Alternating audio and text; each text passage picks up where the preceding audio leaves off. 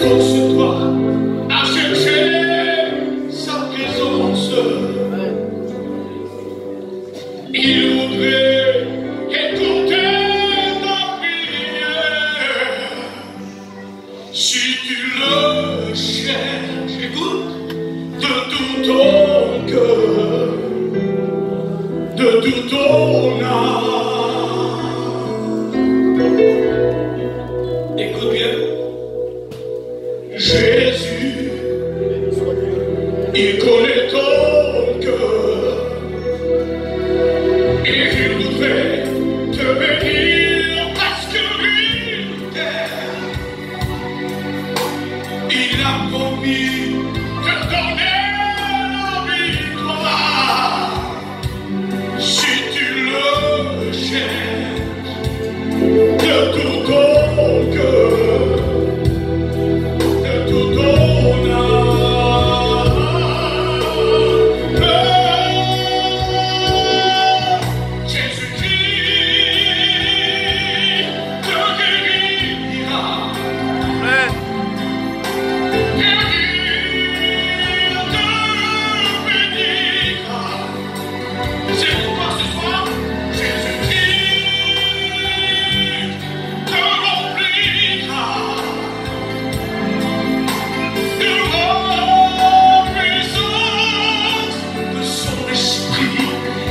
Cette promesse, Jésus-Christ te bénira et il te comblira. Je loue ton nom, Seigneur, je loue ton nom, Jésus.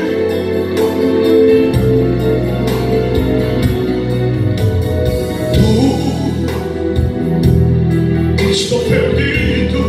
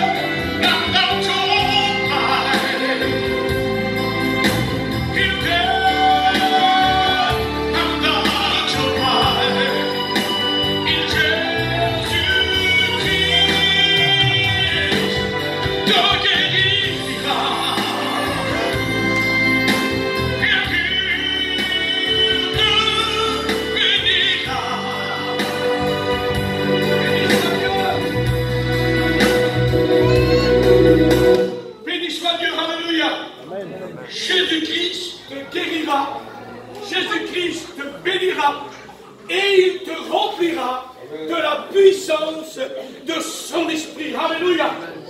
Vous savez, lorsque j'écrivais ce cantique, ça remplissait mon cœur. Ça me bénissait. Moi, j'avais un cancer à la gorge. Un cancer, je n'avais plus à parler. Mais le Seigneur a touché ma vie. Et il m'a guéri il y a une quinzaine d'années de ça. Je ne pouvais plus parler, j'étais misérable, j'étais dans ma caravane, triste, je ne pouvais plus m'exprimer. Mais lorsque le Seigneur, lorsque j'ai crié vers lui, il est intervenu dans ma vie, il m'a guéri complètement. Et il m'a donné la puissance de son esprit. Et aujourd'hui, son esprit me pousse à aller de l'avance avec lui. Et lorsque je lis ma vie, je pleure. Mais je ne pleure pas de peine, je pleure de joie. De savoir que la paix que Jésus a mis dans mon cœur, le monde ne l'a jamais offert. Pourtant, j'ai parcouru le monde, j'ai goûté à plein de choses dans ce monde.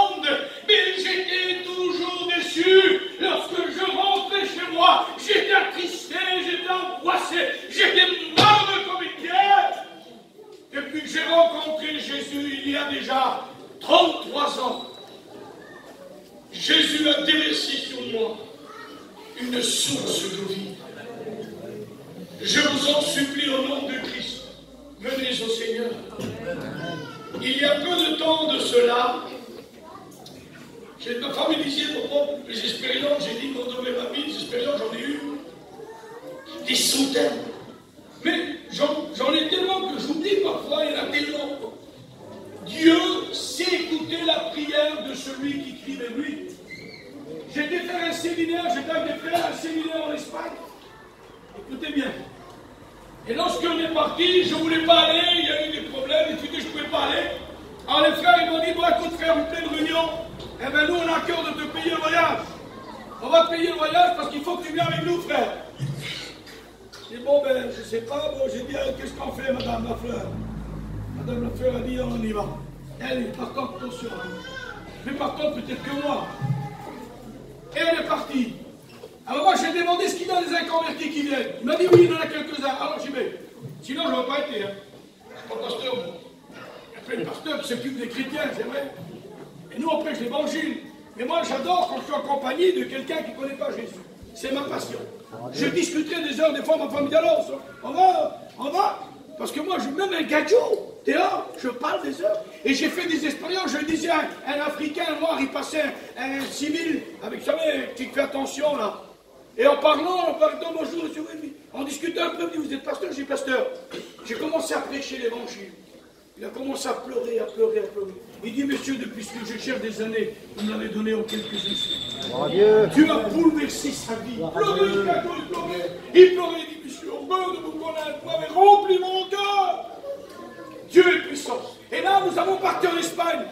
Et là, sur la route, alors on a fait une réunion 16 heures.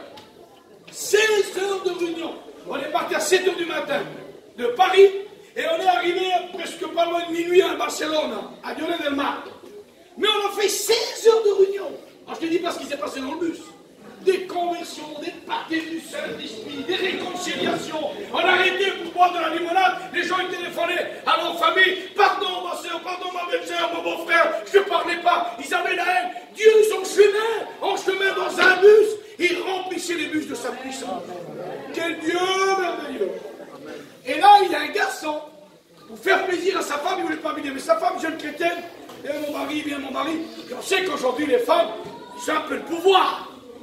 Autrefois, c'était pas pareil, nous les anciens, j'en dis mieux, pas mieux, mais autrefois, c'était pas pareil. Mais aujourd'hui, les jeunes femmes, on écoute ce qu'ils parlent. Autrefois, on ne faisait pas attention, nous, les maris, c'est nous. Mais aujourd'hui, on écoute. Et là, cette fille-là était chrétienne, son mari n'était pas chrétien, un garçon qui buvait, qui traînait, il fumait 4 paquets de cigarettes chaque jour. Alors, il ne savait pas quoi faire. Il dit, viens. On va aller en Espagne. Il ne voulait pas aller, lui. Il dit, on va être bénis, ça fait pleurer la fille pour son mari, là. Et ses copains disent, ah non, j'ai dit, tu voulais aller en Espagne, mais c'est ma femme, c'est pas moi. Et alors, ben vas-y, vous dit. Vas-y là-bas, à la Junquera. Tu vas là-bas et puis les cigarettes pour rien.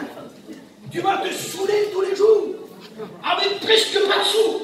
Ah bon, il dit, oui, la boisson pour rien du tout. Alors qu'est-ce qu'il a fait? Il dit, bon, puisque c'est comme ça, j'y vais aussi. Et il est venu avec nous. On a commencé à faire les réunions. On a fait quelques réunions, on a resté 4-5 jours, et le vendredi, après la réunion, je sors pour prendre de l'eau en face à la Virta. Je cours Pascal, je dis, monsieur, je peux monter de l'eau. Et puis ce garçon avec un autre, on a bu de la bière. Il dit, Seigneur, c'est une dans le garçon. Mais moi, je ne connaissais pas sa vie. Samedi soir, Dieu me met au cœur une prédication. Est-ce qu'il y aura des sauvés après dans les mondes de l'Église? Parce qu'il y a des gens qui disent, mais après dans les mondes de l'Église, j'aurai une deuxième chance. Et il y en a qui se basent là-dessus. Oh, si je ne pars pas à la résurrection d'Anastasias, c'est-à-dire la résurrection des sauvés, ah, ben je partirai après. C'est pas grave. Mais c'est un tort. Parce que la Bible passe son vite avec vous. La Bible dit que tous ceux qui ont refusé l'appel de Jésus, tous ceux qui ont dit non à Jésus, ils ne partiront pas et ils ne pourront plus repartir non plus. Parce qu'il viendra sur eux un esprit d'égarement. Et ça sera fini le salut. Ils passeront la tribulation. Et je ne veux pas m'étendre là-dessus parce que je ne veux pas envie de vous faire peur. Et j'ai prêché dans les détails, alors j'ai prêché sur les 7 trompettes. J'ai prêché sur les 7 coups. Mais vite fait passer comme ça. Moi j'adore l'Apocalypse. Ça fait plus de 32 ans que je prêche l'Apocalypse. Je prêche des choses qu'il y a 30 ans en arrière qui se réalisent aujourd'hui. Dans les mondes de l'Église, toute ma vie j'ai prêché que Jésus vient. Quand j'étais jeune garçon, je fais pizza de projet. À ma femme, j'avais un petit camion. Et il fallait que j'aille prêcher l'évangile. Je vendais mon camion. Et j'allais prêcher l'évangile. Parce que je disais à ma femme, peut-être que le Seigneur il vient là. Dans quelques jours, dans un mois. Alors il faut qu'on ait un peu d'argent pour lui, on attend Jésus. Et puis s'il ne vient pas, eh bien le Seigneur pourvoira nos besoins. Et je partais dans les pays étrangers. Prêcher l'évangile. Et quand je revenais, Jésus n'avait pas venu. Je priais, le Seigneur me donnait une petite camion encore, une petite voiture. La Bible dit que l'homme de Dieu n'a jamais mendié son pain. Ça n'existe pas, ça. Dieu nourrit les oiseaux du ciel, ni le sème, ni le moissonne, et il sait les nourrir en abondance. Lorsqu'un fils de Dieu crie, le ciel s'ouvre et Dieu répond sa bénédiction. Nous avons un Dieu il est bon Dieu. Il est aimable. Il n'est pas égoïste. Il ne pense pas qu'à lui-même. Lui, il pense à toi. Et il pense plus à toi qu'à lui. Parce qu'il veut t'aider. Pour moi, Jésus m'aide tous les jours. Tous les jours, encore aujourd'hui. J'ai fait des expériences extraordinaires. Si je vous dis des choses, vous direz celui-là, il va loin lorsqu'il dit quelque chose. J'ai vu des choses incroyables que le langage humain ne peut pas expliquer. Des expériences extraordinaires. Et là, bien sûr, lorsque nous sommes allés, j'ai commencé à prêcher. Et je ne fais pas d'appel. Je ne peux pas faire d'appel, je m'assis. Je m'assis. Et là, quand je m'assis, ça commence à brûler. Il me dit, va, fais l'appel. Mais moi, je suis... Mais on ne peut pas résister au Saint-Esprit, vous savez. On ne peut pas. Combien de fois que le Saint-Esprit vous dit, hé, touche pas ça. Hé, fais pas ça. Hé, va pas dans le monde. Hé, va pas. Hé, prends pas de cachet. Hé, ne te dors pas.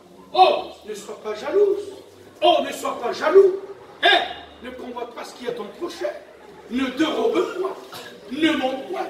Combien de fois le Saint-Esprit vient à votre conscience, il vient à votre esprit, et il vous parle, il dit fais pas ceci, fais pas cela. Mais c'est normal, c'est son travail. Jésus a dit je m'en vais, mais je prierai le Père qui vous envoie un autre consolateur, l'Esprit Saint qui vous guidera dans toute la vérité. Il ne parlera pas de lui-même, mais il vous dira, il vous rappellera tout ce que je dis. Il dira dans les profondeurs de Dieu, et prendre des richesses et nous les accorder. Dans le Saint-Esprit est notre guide. Il est notre GPS à l'intérieur, qui nous montre ce que nous devons faire. Et là, je brûle sur la chaise. Je brûle. Hop, je me lève, je vais derrière le sang. J'ai dit, je ne peux pas, j'en peux plus. Le Seigneur t'appelle. Je le vois, mais si je dis, si je vais, lui le prends par la main, lui peut penser que c'est un truc. Alors peut-être qu'il